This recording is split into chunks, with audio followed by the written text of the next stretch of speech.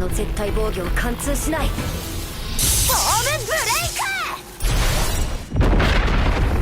Halo minasan, kembali lagi di channel My Name. Kali ini aku bakalan kasih spoiler dari anime Tensura Season 4, lanjutan episode 11. Dan kalau kalian tidak suka spoiler, bisa skip video ini ya, enjoy the video. Di awal episode, Loplas memaparkan bahwa kelompoknya memiliki jaringan intelijen yang menjangkau seluruh penjuru dunia. Oleh karena itu, apabila terdapat anak yang memasuki dunia ini pada waktu tersebut, mereka akan segera menyerahkannya kepada Leon. Setelah mendengarkan penjelasan panjang tersebut, Leon akhirnya menerima kondisi itu dan menyerahkan urusan kepada Loplas. Namun demikian, Leon mengajukan sebuah pertanyaan yang membuatnya tampak terkejut. Dengan nada yang dingin dan tegas, Leon mempertanyakan mengapa Loplas dapat berbicara dengan begitu sembarangan. Pertanyaan tajam tersebut seketika membuat Loplas berkeringat dingin dan diliputi rasa ketakutan di balik topengnya. Dalam benaknya, Loplas mengakui bahwa Leon adalah sosok yang jauh lebih merepotkan dibandingkan Roy Valentine sekalipun. Hal ini membuktikan bahwa seorang Raja Iblis sejati memang berada pada level yang berbeda. Leon kemudian melanjutkan dengan mengatakan bahwa tidaklah wajar bagi seorang pedagang yang seharusnya hanya memikirkan keuntungan bisnis, justru berbicara secara sembarangan mengenai urusan perang. Menurut Leon, sikap tersebut mencerminkan kebodohan atau adanya agenda tersembunyi. Loplas menegaskan bahwa dirinya sama sekali tidak memiliki maksud tersembunyi apapun dan bahwa ia hanya menjalankan perintah dari atasannya. Leon langsung menyimpulkan bahwa Loplas bermaksud mengalihkan perhatiannya dari perjanjian mereka menuju urusan perang. Leon pun menyarankan agar Loplas berusaha lebih keras jika memang demikian adanya, seraya memerintahkan Loplas untuk mengungkapkan seluruh hal yang disembunyikannya. Dalam hatinya, Loplas segera menyadari bahwa atasannya, Yuki, pasti telah memprediksikan reaksi Leon yang seperti ini. Sebelumnya, Yuki telah menginstruksikan Loplas untuk menyampaikan sesuatu setelah membahas Kekaisaran Timur. Alasan di balik strategi tersebut adalah karena Yuki memahami bahwa Leon adalah sosok yang sangat waspada, sehingga informasi yang disampaikan secara tiba-tiba justru akan menimbulkan kecurigaan. Loplas sempat kebingungan memahami maksud sebenarnya di balik rencana tersembunyi Yuki merespons bahwa hal itu tidak terlalu penting dan bahwa ia hanya sedikit penasaran. Kembali ke masa kini, Loplas memuji kecerdikan Leon dan mengakui bahwa itulah batas dari informasi rahasia yang ia miliki. Dalam hatinya, Loplas sendiri tidak memahami untuk apa ia memberitahu Leon hal tersebut. Loplas kemudian mengungkapkan bahwa kelompok mereka masih memiliki 5 anak pahlawan yang gagal dan saat ini ditampung di suatu lokasi tertentu. Dalam hatinya, Loplas melanjutkan bahwa meskipun ia tidak memahami sepenuhnya niat Yuki, ia tetap mempercayainya. Leon yang merasa penasaran mendengar hal tersebut meminta penjelasan lebih lanjut. Loplas menerangkan bahwa kelima anak tersebut dirawat oleh Shizuizawa. Mereka terdiri dari 3 anak, laki-laki dan 2 anak perempuan. Namun yang menjadi permasalahan utama adalah lokasi mereka berada. Leon merenungi teringat pada wilayah yang pernah ia dengar sebagai tempat terakhir Rimuru. Leon pun menanyakan apakah mereka berada di Tempest. Loplas membenarkan hal tersebut dan menyampaikan permohonan maaf jika jawabannya mengecewakan. Namun sebelum Loplas selesai berbicara, Leon memotong dan menanyakan nama-nama dari kelima anak tersebut. Loplas yang tidak mempersiapkan diri untuk pertanyaan itu tampak kebingungan. Footman yang mengingat nama-nama tersebut kemudian menyebutkannya dengan lancar, yakni Ken Maider, Gail Gibbs, Alison, Ryozeki, dan Skowie Colbert. Loplas yang merasa terselamatkan langsung membenarkan nama-nama tersebut dengan antusias, sementara Leon tampak terdiam.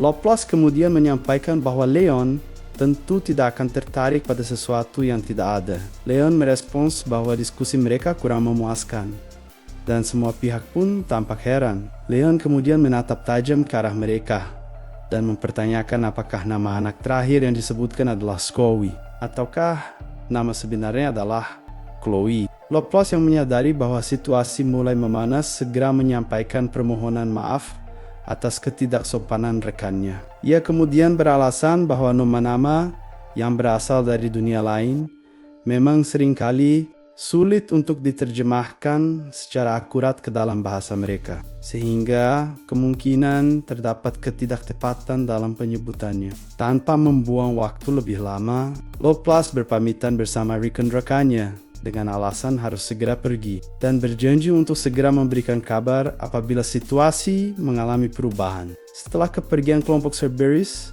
Leon hanya menghela napas panjang. Claude langsung menanyakan apakah mereka perlu segera menyingkirkan ketiga orang tersebut, dengan alasan bahwa tidak ada gunanya membiarkan mereka tetap hidup jika keberadaan mereka menimbulkan masalah. Leon memerintahkan agar kelompok itu dibiarkan saja, karena ia jauh lebih mengkhawatirkan informasi mengenai persiapan perang di Kekaisaran Timur yang apabila benar-benar terjadi berpotensi memicu perang dunia. Terlebih lagi Leon menyatakan bahwa ia tidak ingin pihaknya ikut terseret ke dalam kekacauan tersebut. Claude menyetujui pandangan tersebut dan menyatakan akan segera mempersiapkan protokol pertahanan sihir dan keamanan. Leon kemudian mengatakan bahwa segala sesuatu tampaknya tidak pernah berjalan sesuai keinginannya. Claude mengungkapkan keheranannya atas pernyataan tersebut. Leon menjelaskan bahwa apabila jumlah korban jiwa dalam perang besar tersebut mencapai batas tertentu, hal itu akan membangkitkan entitas iblis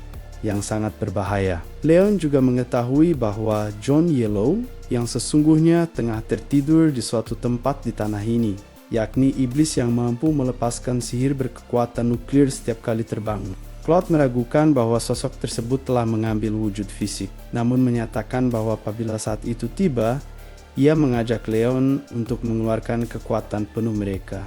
Leon menyambut tantangan tersebut, lalu pikirannya beralih ke Tempest. Claude langsung mengusulkan untuk mengirimkan beberapa pasukan Azure Knight ke sana. Leon menyetujui rencana tersebut dan memerintahkan agar segera dilaksanakan. Namun demikian, pikiran Leon masih terfokus pada nama Scowy Colbert yang baru saja ia dengar. Ia sangat yakin bahwa nama itu terdengar sangat mirip dengan nama Chloe, meskipun ada kemungkinan hal ini merupakan jebakan. Ia tidak dapat mengabaikannya begitu saja, sambil menatap lukisan indah milik Chloe Aubert yang terpajang di dinding istananya. Leon terus mencari gadis yang dicintainya itu, teman masa kecilnya, serta sosok yang harus ia lindungi. Ia bergumam dalam hati, mempertanyakan di mana keberadaan Chloe saat ini. Adegan beralih ke markas cabang barat grup Cerber. Yuki tersenyum puas setelah mendengarkan laporan dari Laplace yang baru saja kembali dari istana Leon. Ia menyampaikan apresiasi atas laporan tersebut dan menilai bahwa semuanya berjalan dengan lancar, seraya meminta agar cerita dilanjutkan. Tyr dengan bangga menceritakan bahwa reaksi yang ditunjukkan oleh Leon sangat tepat, seperti yang telah diprediksikan Yuki sebelumnya. Meski sempat khawatir Laplace akan mengacaukan segalanya, Footman pun menyetujui hal tersebut. Sementara Laplace dengan kesal meminta mereka berhenti menyudutkannya. Cagalli yang turut hadir menyatakan kegembiraannya atas keberhasilan mereka dalam bersikap tenang di hadapan Leon. Yuki mengakui bahwa sebelumnya ia setengah menduga mereka akan menggunakan kekerasan. Laplace pun membalas dengan mengatakan bahwa Yuki sungguh kejam. Laplace yang merasa penasaran kemudian menanyakan apa tujuan sebenarnya di balik instruksi Yuki untuk memberitahu Leon mengenai anak-anak didik Raja Iblis Rimuru. Sambil menikmati secangkir teh hangat, Yuki dengan santai menjawab bahwa ia melakukan hal tersebut semata-mata karena rasa penasaran, sebab ia adalah tipe orang yang menyukai kerumitan. Yuki menjelaskan bahwa anak-anak yang terpanggil ke dunia ini biasanya tidak berumur panjang. Namun, Rimuru berhasil membatalkan kutukan tersebut sehingga kelima anak itu kini dapat menjalani kehidupan yang normal dan panjang. Namun, Leon sama sekali tidak mengetahui hal tersebut. Sehingga Yuki sangat ingin menyaksikan bagaimana reaksi yang akan ditunjukkan Leon terhadap anak-anak itu. Cagalli memahami hal tersebut dan menambahkan bahwa tergantung pada reaksi Leon. Mereka akan dapat memprediksi langkah apa yang akan diambil oleh Sang Raja Iblis. Namun, Cagalli meragukan bahwa Leon akan berani mengambil tindakan nekat hanya demi anak Kanok Tetsubuchi. Mengingat risiko berhadapan dengan Raja Iblis Rimuru tentu jauh lebih besar. Yuki menyatakan bahwa justru itu yang ia harapkan terjadi, meskipun kemungkinannya memang sangat kecil. Laplace kembali memprotes Yuki karena tidak memberikan peringatan sebelumnya. Khawatir jika Leon akan menganggapnya sebagai pembohong. Yuki menyampaikan permohonan maafnya dan menjelaskan bahwa ia sengaja menyembunyikan rencana tersebut. Karena apabila mereka mengetahuinya terlebih dahulu, kemampuan berakting mereka akan menjadi buruk. Meskipun Tear enggan mengakuinya, ia membenarkan pernyataan tersebut. Footman pun mengakui hal yang sama. Sementara itu, Laplace membalas bahwa pernyataan Yuki juga berlaku untuk Tear. Tear merasa bangga karena justru berkat kemampuan aktingnya lah perjanjian kerjasama kali ini berhasil dicapai. Laplace yang merasa ada sesuatu yang janggal pada Footman menanyakan apa yang sedang dipikirkannya. Footman bercerita bahwa ketika ia menyebutkan nama-nama anak tersebut, Sang Raja Iblis memintanya untuk mengulangi salah satu nama dan mengeluhkan cara pengucapannya. Selain itu, ketika ia menyebut nama Scowy Colbert, Leon merespons dengan mempertanyakan apakah nama yang dimaksud benar-benar Scowy dan bukan Chloe. Tear mencoba menepis kekhawatiran Footman dengan mengatakan bahwa Leon mungkin hanya mudah tersinggung, dan Laplace pun meyakini hal yang sama. Yuki kemudian menanyakan pendapat Cagalli. Cagalli berpendapat bahwa apabila hal ini memang merupakan bagian dari takdir, maka ia tidak akan berani menganggapnya sembarangan dan menyatakannya sebagai sesuatu yang mustahil. Yuki memastikan kembali, apakah Cagalli benar-benar berpendapat demikian? Dan Cagalli pun membenarkannya. Cagalli kemudian mengungkapkan kecurigaannya bahwa tujuan utama Raja Iblis Leon sebenarnya adalah gadis kecil yang bernama Chloe tersebut. Mendengar kemungkinan itu, Yuki terkejut dan menyadari bahwa ia telah membuat kesalahan. Teah bertanya-tanya.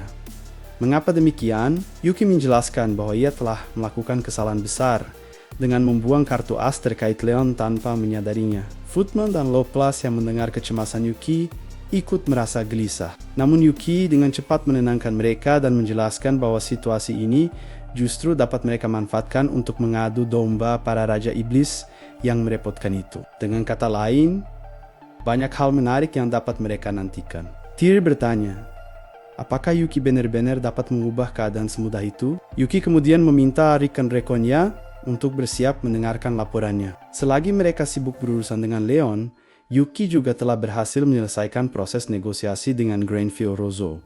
Singkatnya, masih ada satu pekerjaan lagi yang perlu mereka selesaikan sebelum berangkat ke timur. Yuki pun bersiap untuk memaparkan seluruh rincian rencana tersebut dari awal hingga akhir kepada mereka. Lalu scene beralih ke kehidupan damai di Tempest. Waktu terus berlalu, dan Tempest kini tengah menikmati masa-masa damai yang sangat tenang. Sudah sekitar 1 bulan berlalu sejak ekspedisi ke area reruntuhan kuno berakhir, di mana seluruh insiden yang berkaitan dengan Maribel kini telah resmi ditetapkan sebagai sebuah kecelakaan. Kerajaan Seltrozo sendiri tentu tidak menginginkan adanya rumor buruk yang beredar mengenai putri mereka yang telah berani menyerang seorang raja. Iblis, Rimuru menghubungi mereka dan pembicaraan tersebut berjalan dengan sangat lancar. Namun, yang membuat Rimuru merasa heran adalah perilaku aneh sang raja dan Ratu Seltrozo yang tampak kaku layaknya robot. Ia pun memaklumi hal tersebut mengingat orang tua Maribel memang demikian adanya, yang membuat Maribel sangat bergantung pada ingatan masa lalunya. Rimuru sempat mempertanyakan apakah kondisi Maribel akan menjadi lebih baik ke depannya apabila ia menjalani kehidupan normal layaknya anak-anak pada umumnya di kehidupan barunya saat ini. Namun Rimuru segera menyadari bahwa pemikiran tersebut kini hanyalah angan-angan semata. Rimuru pun teringat pada 5 tetua. Grandview Rosso, sang tetua pemimpin keluarga Rosso, sama sekali tidak berkomentar mengenai semua hal ini. Padahal Rimuru telah mempersiapkan diri seandainya ada pembalasan terhadap Maribel. Namun ternyata hal tersebut tidak terjadi. Dengan kondisi Tempest yang kini memimpin faksi terbesar di Dewan Barat, serta mendapatkan dukungan penuh dari Gereja Suci Barat, hampir tidak ada lagi pihak yang berani menentang mereka. Sambil melangkah menuju bengkel kerja milik Kurobei, pikiran Rimuru kembali terfokus pada masalah pemilihan sosok perwakilan permanen yang harus dikirimkan untuk Dewan Barat. Sebuah hal yang belakangan ini terus mengganggu pikirannya. Rimuru membutuhkan seorang perwakilan yang cerdas, ramah, dan memiliki harisma yang memadai. Rimuru sempat mempertimbangkan Shuna dan Rigurdo sebagai kandidat yang sangat cocok untuk posisi tersebut. Seorang tetua goblin tingkat tinggi atau birokrat pun akan menjadi pilihan yang baik. Namun sayangnya, keduanya saat ini sudah sangat sibuk menangani urusan hukum, manajemen sumber daya manusia, dan hubungan kerja sama dengan negeri lain. Banyak hal penting yang Rimuru ingin mereka tangani terlebih dahulu. Mengirimkan seorang pemimpin militer yang memiliki pekerjaan mendesak juga bukan merupakan pilihan yang bijak. Rimuru membutuhkan 1 atau 2 relawan, dan itu pun masih diperbolehkan. Rimuru telah mengecualikan mereka yang memiliki temperamen pemarah seperti Sion dan Benimaru. Rimuru kemudian mempertimbangkan Diablo. Kurobe yang mendengar nama tersebut menanyakan ada apa dengan Diablo. Rimuru berpikir bahwa Diablo saat ini sedang pergi mencari pengikut baru, dan ia yakin Diablo tampaknya sudah mulai merasa bosan dengan pekerjaan-pekerjaan serabutan itu. Rimuru juga mengetahui kemana Diablo pergi dan yakin ia akan menemukan orang yang tepat. Sehingga untuk saat ini, Rimuru memutuskan untuk menunggu saja. Rimuru kemudian menjawab pertanyaan Kurobe tadi dengan mengatakan tidak ada apa-apa, lalu menanyakan apa yang ingin Kurobe tunjukkan kepadanya. Dengan wajah berseri-seri penuh kebanggaan, Kurobe mengajak Rimuru untuk melihat sebuah mahakarya senjata terbaru yang baru saja selesai ia tempa. Rimuru yakin bahwa senjata buatan Kurobe pasti luar biasa, namun bagi matanya, senjata tersebut tampak seperti broadsword biasa pada umumnya. Rimuru pun berpura-pura memuji dengan mengatakan bahwa pedang tersebut tampak bagus. Kurobe dengan bangga kemudian menunjukkan 3 buah lubang kecil pada pedang tersebut dan mencontohkan cara memasukkan sebutir permata ke salah satu lubang itu. Begitu permata tersebut dimasukkan, Raphael langsung melaporkan bahwa broadsword yang semula tampak biasa tersebut kini telah berubah menjadi senjata yang sangat luar biasa. Menyaksikan hal tersebut, Rimuru seketika merasa takjub dan memuji kehebatan Kurobe atas pencapaian tersebut. Kurobe sedikit terkejut bahwa Rimuru langsung menyadarinya. Ia kemudian menjelaskan bahwa senjata rancangannya ini dirancang khusus agar mampu menggunakan seluruh kekuatan dari inti elemen sihir yang dimasukkan ke dalamnya. Rimuru menanyakan apakah inti tersebut adalah batu sihir yang diresapi elemen tanah, air, atau angin. Kurobe membenarkan hal tersebut dan menjelaskan bahwa mereka menyebutnya inti elemen. Kurobe bekerja sama dengan Kaijin dan Vesta untuk menciptakan senjata beserta inti yang sesuai dengan lubang pada senjata tersebut. Kurobe juga memberikan peringatan penting agar pengguna selalu berhati-hati dalam menggunakan inti tersebut, karena kombinasi inti yang salah dapat menyebabkan hal-hal yang tidak diinginkan. Rimuru yang mendengar penjelasan tersebut tampak agak terkejut. Kurobe kemudian mengajak Rimuru pergi ke halaman luar untuk melakukan uji coba secara langsung. Kurobe menjelaskan bahwa terdapat 3 lubang pada pedangnya, lalu mencontohkan penggunaan 1 inti elemen api. Pengaktifan 1 inti elemen api berhasil memancarkan tebasan api yang sangat membara dari bilah pedang tersebut. Namun, ketika Kurobe mencoba mencampurkan 1 elemen api dengan 1 elemen air, kekuatan apinya justru berkurang secara signifikan. Sebaliknya, kombinasi 1 inti api dan 2 inti air akan memicu sebuah ledakan uap yang sangat dahsyat, dan hal tersebut langsung Kurobe demonstrasikan hingga menciptakan ledakan uap yang besar. Kurobe menjelaskan lebih lanjut bahwa dampaknya dapat ditingkatkan hingga 10 kali lipat atau bahkan lebih. Mendengar hal tersebut, Rimuru memahaminya dan merasa ngeri. Rimuru menduga masih terdapat kombinasi berbahaya lainnya, sehingga ia menyarankan agar eksperimen lanjutan sebaiknya dilakukan di dalam labirin saja guna menghindari terjadinya kecelakaan. Kurobe menyetujui saran tersebut, lalu menjelaskan bahwa dengan kombinasi inti elemen yang tepat, ia merasa senjata rancangannya ini akan mampu mencapai kekuatan kelas legendary. Rimuru pun setuju dan memuji Kurobe atas pencapaian luar biasa tersebut. Berbicara mengenai hal yang mengesankan, Rimuru menyatakan bahwa ia ingin menunjukkan sesuatu kepada Kurobe. Rimuru kemudian menunjukkan pedang katana miliknya. Kurobe segera menyadari bahwa itu adalah karya terbaik yang pernah ia ciptakan sejauh ini. Kurobe menanyakan kondisi pedang tersebut, dan Rimuru menjawab bahwa semuanya baik-baik saja. Kurobe menjelaskan bahwa seiring dengan semakin banyaknya energi sihir Rimuru yang diserap oleh katana tersebut, senjata itu pun akan terus berkembang. Rimuru yang pernah mendengar hal tersebut kemudian menarik gagang pedang dari sarungnya. Bilah katana itu seketika memancarkan kilauan cahaya keemasan yang sangat terang benderang. Kurobe yang menyaksikan fenomena menakjubkan itu sampai terperangah karena menyadari bahwa cahaya yang dipancarkan oleh pedang tersebut tampak seperti emas. Namun sesungguhnya bukan emas, melainkan kilauan indah berwarna pelangi. Hal tersebut membuatnya semakin terkejut. Rimuru menduga bahwa katananya baru saja berhasil memperoleh sebuah kemampuan baru yang sangat mengesankan. Ia menjelaskan bahwa setiap kali ia mengalirkan energi sihirnya ke dalam pedang tersebut, pedang itu selalu bersinar. Rimuru pun menanyakan kepada Kurobei apakah ia mengetahui apa yang sedang terjadi pada katananya, sambil menelan ludah karena saking terkejutnya. Kurobei menjelaskan bahwa logam yang digunakan dalam pembuatan katana tersebut kini telah berevolusi menjadi Crimson Steel, yakni logam suci yang paling mistis dan langka. Mendengar istilah Crimson Steel, Rimuru merasa familiar dengan nama logam tersebut.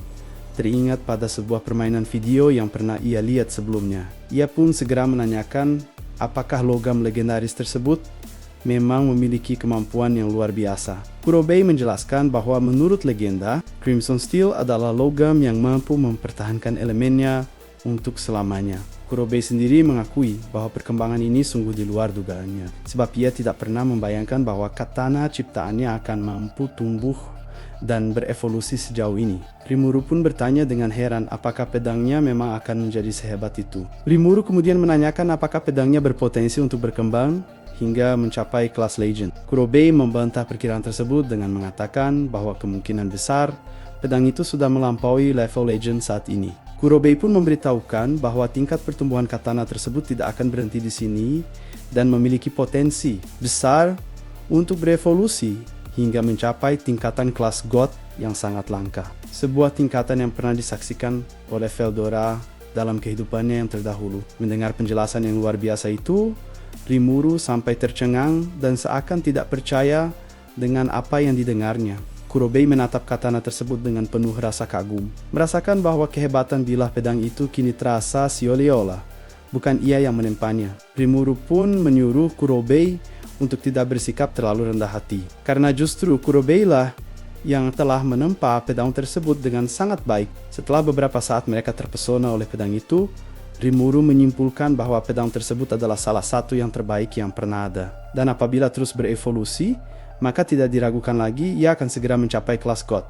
Semuanya berjalan lebih lancar dari dugaan, dan hal itu membuat Rimuru merasa sangat senang. Rimuru pun segera kembali ke istananya. Keesokan paginya, Rigur tampak menyapa Milim dengan ramah di koridor istana. Namun Milim justru berlari dengan sangat cepat tanpa menghiraukan sapaannya. Milim langsung menabrak pintu ruang kerja Rimuru hingga hancur sambil berseru memanggil nama Rimuru. Rimuru terkejut melihat kedatangan Milim yang tiba-tiba Teksebuchi. Dengan wajah yang berseri-seri penuh kegembiraan, Milim mengumumkan bahwa telurnya sebentar lagi akan menetas.